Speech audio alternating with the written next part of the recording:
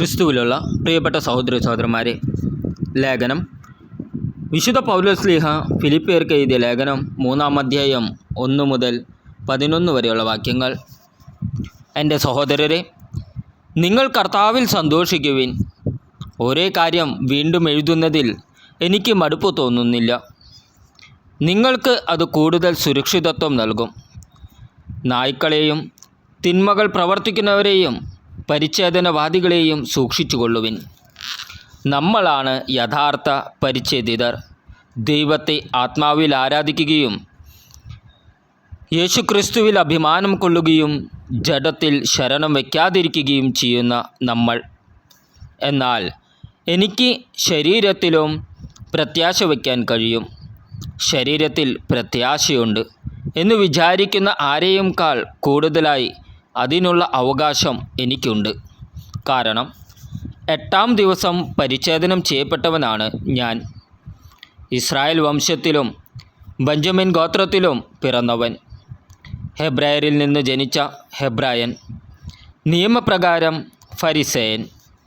തീക്ഷ്ണത കൊണ്ട് സഭയെ പീഡിപ്പിച്ചവൻ. നീതിയുടെ കാര്യത്തിൽ നിയമത്തിൻ്റെ മുമ്പിൽ കുറ്റമില്ലാത്തവൻ. എന്നാൽ എനിക്ക് ലാഭമായിരുന്ന ഇവയെല്ലാം ക്രിസ്തുവിനെ പ്രതി നഷ്ടമായി ഞാൻ കണക്കാക്കി.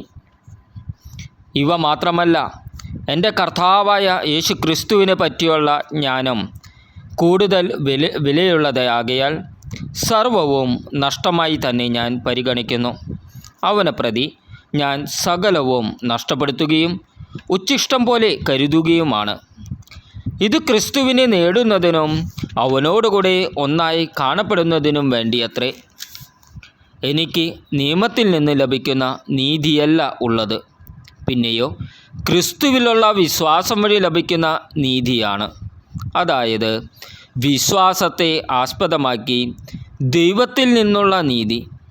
അത് അവനെയും അവൻ്റെ പുനരുത്ഥാനത്തിൻ്റെ ശക്തിയെയും ഞാൻ അറിയുന്നതിനും അവൻ്റെ സഹനത്തിൽ പങ്കുചേരുന്നതിനും അവൻ്റെ മരണത്തോട് താദാത്മ്യപ്പെടുത്തുന്നതിനും വേണ്ടിയാണ്.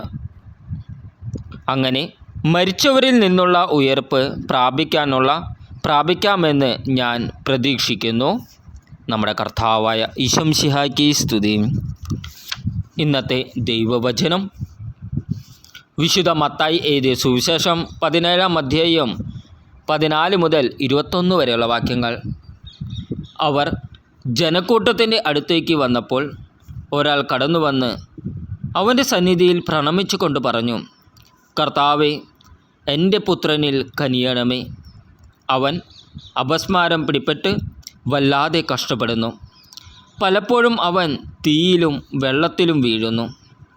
ഞാൻ അവനെ നിൻ്റെ ശിഷ്യന്മാരുടെ അടുത്തേക്ക് കൊണ്ടുവന്നു, പക്ഷേ അവനെ സുഖപ്പെടുത്താൻ അവർക്ക് കഴിഞ്ഞില്ല. യേശു പ്രതിവചിച്ചു, വിശ്വാസമില്ലാത്തതും വഴിപിഴച്ചതുമായ തലമുറയെ, എത്ര നാൾ ഞാൻ നിങ്ങളോട് കൂടെ ഉണ്ടായിരിക്കും? എത്ര നാൾ ഞാൻ നിങ്ങളോട് ക്ഷമിച്ചിരിക്കും? അവനെ ഇവിടെ എൻ്റെ അടുത്ത് കൊണ്ടുവരിക. യേശു അവനെ ശാസിച്ചു. പിശാച് അവനെ വിട്ടുപോയി. തൽക്ഷണം ബാലൻ സുഖം പ്രാപിച്ചു. അനന്തരം ശിഷ്യന്മാർ തനിച്ച് യേശുവിനെ സമീപിച്ച് ചോദിച്ചു, എന്തുകൊണ്ടാണ് അതിനെ ബഹിഷ്കരിക്കാൻ ഞങ്ങൾക്ക് കഴിയാതെ പോയത്? യേശു പറഞ്ഞു, നിങ്ങളുടെ അല്പവിശ്വാസം കൊണ്ട് തന്നെ.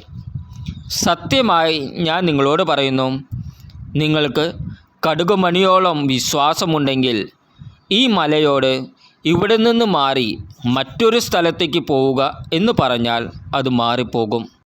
നിങ്ങൾക്ക് യാതൊന്നും അസാധ്യമായിരിക്കുകയില്ല. നമ്മുടെ കർത്താവായ ഈശോ മിശിഹായ്ക്ക് സ്തുതി.